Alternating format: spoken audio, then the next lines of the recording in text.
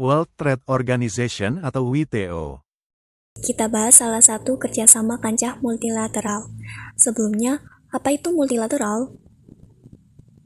Kerjasama multilateral adalah bentuk kerjasama internasional yang melibatkan 3 negara atau lebih untuk mencapai tujuan bersama dan tidak terbatas oleh wilayah geografis.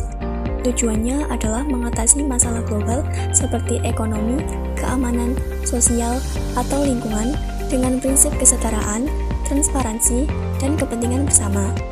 Yang kita bahas sekarang merupakan kerjasama kancah multilateral, yaitu WTO atau World Trade Organization. WTO merupakan organisasi internasional yang didirikan pada tanggal 1 Januari 1995 secara eksklusif mengatur persoalan sektor perdagangan antar negara. Perkembangan dan kemajuan komunikasi dan globalisasi dalam bidang ekonomi serta perdagangan telah memetakan batas-batas negara yang telah mewujudkan perdagangan internasional dan pola bisnis yang cenderung cepat. WTO merupakan penerus dari General Agreement on Tariff and Trade atau GATT yang sudah berdiri pada tahun 1947. Latar belakang WTO. WTO adalah kepanjangan dari World Trade Organization, yaitu organisasi ekonomi global yang memfasilitasi perdagangan internasional bagi para negara anggotanya. Latar belakang berdirinya WTO tentu tidak lepas dari peristiwa sejarah yang terjadi, yaitu Perang Dunia II. Pada saat berlangsungnya peristiwa tersebut, negara sekutu khususnya yaitu Inggris dan Amerika Serikat memprakarsai pembentukan organisasi ekonomi global. Tujuannya yaitu untuk mengisi kebijakan-kebijakan ekonomi yang mengikat secara global terutama dalam perdagangan internasional. Kemudian untuk melaksanakan tujuan tersebut dibentuklah International Trade Organization atau WTO. Selagi WTO masih belum berlaku, guna mengisi kekosongan dalam hukum perdagangan internasional, kemudian dilakukanlah perundingan yang memuat aturan-aturan mengenai perdagangan internasional hingga terbentuklah General Agreement on Tariff and Trade. Pada mulanya, GATT bukanlah sebuah organisasi melainkan suatu persetujuan bersifat multilateral yang di dalamnya berisikan mengenai persyaratan pengurangan secara timbal balik tarif perdagangan. Namun akhirnya WTO dibubarkan meninggalkan GATT sebagai satu-satunya lembaga di bidang ekonomi. Sebenarnya GATT sendiri tidak sah sebagai organisasi karena tidak memiliki anggaran dasar dan struktur organisasi.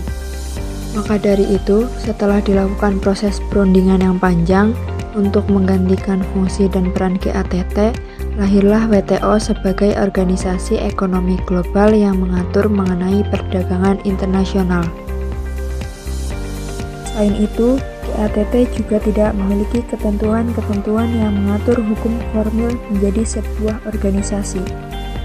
Adapun peran dan tujuan dari berdirinya organisasi WTO adalah sebagai berikut. 1. Mencatat segala bentuk perjanjian atau kesepakatan perdagangan internasional WTO. 2. Memberikan fasilitas berupa menggelar forum untuk melangsungkan proses negosiasi perdagangan.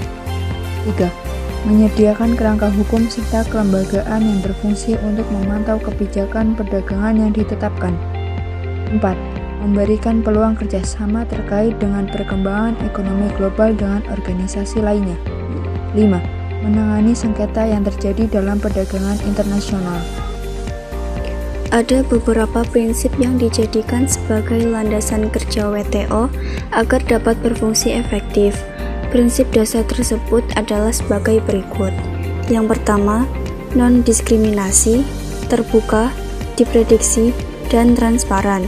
Kompetitif, lebih bermanfaat bagi negara kurang berkembang, serta perlindungan lingkungan atau kesepakatan anggota dalam hal mengambil langkah melindungi lingkungan.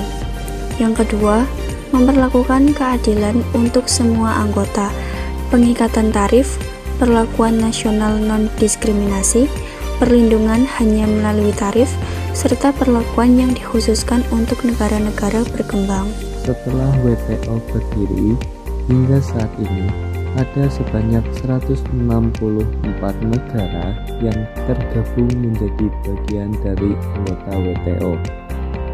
Di antara jumlah tersebut, anggota WTO terdiri atas 117 negara berkembang atau termasuk ke dalam kawasan yang masih terpisah. Terkait dengan hal ini, bagi setiap pihak yang sudah tergabung ke dalam keanggotaan, maka mempunyai hak dalam menyatakan pendapat di dalam sebuah forum.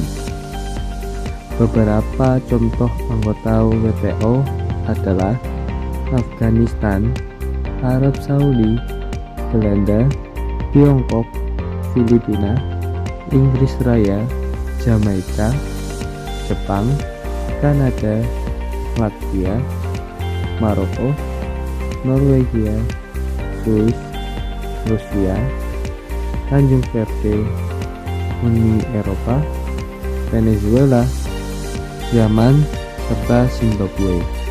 WTO memiliki ketentuan perdagangan yang berlaku multilateral. Perjanjian kerjasama perdagangan yang dilakukan WTO dapat dijabarkan sebagai hasil kesepakatan perdagangan bebas.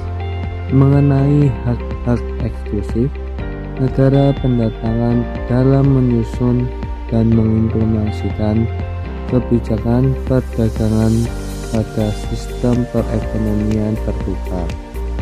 Hak tersebut terdiri atas dua jenis, yaitu hak dalam pemanfaatan sumber daya akses pasar perdagangan internasional dan hak melindungi bangsa dari akses negatif perdagangan internasional. Setiap negara anggota WTO mempunyai hak membuat kebijakan dalam hal pemanfaatan sumber daya akses pasar internasional untuk kepentingan ekspor, sumber impor, dan investasi. Negara anggota WTO memiliki kewajiban dalam melaksanakan perjanjian baik secara internal maupun eksternal. Kewajiban internal adalah mempunyai hak dalam membuat undang-undang yang diinginkan dan mematuhi aturan tersebut yang selanjutnya melahirkan keterkaitan hubungan antara hukum nasional dan hukum internasional. Adapun kewajiban eksternal adalah setiap negara melaksanakan perjanjian dengan negara lainnya dengan catatan tetap memperhatikan kewajiban dalam pelaksanaan perjanjian. Aturan perdagangan global memberikan jaminan dan stabilitas. Konsumen dan produsen tahu bahwa mereka dapat menikmati pasokan yang aman dan pilihan yang lebih luas untuk produk jadi, komponen, bahan baku, dan layanan yang mereka gunakan. Produsen dan eksportir tahu bahwa pasar luar negeri akan tetap terbuka bagi mereka. Hal ini mengarah pada dunia ekonomi yang lebih makmur, damai, dan bertanggung jawab.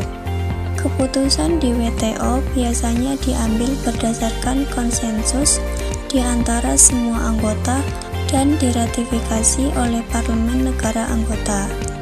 Gesekan perdagangan disalurkan ke proses penyelesaian sengketa WTO, di mana fokusnya adalah pada interpretasi, perjanjian dan komitmen serta bagaimana memastikan bahwa kebijakan perdagangan negara anggota sesuai dengan perjanjian dan komitmen tersebut.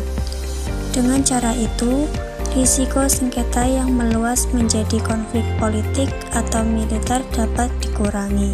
Sekian pembahasan materi dari kami. Terima kasih telah menonton.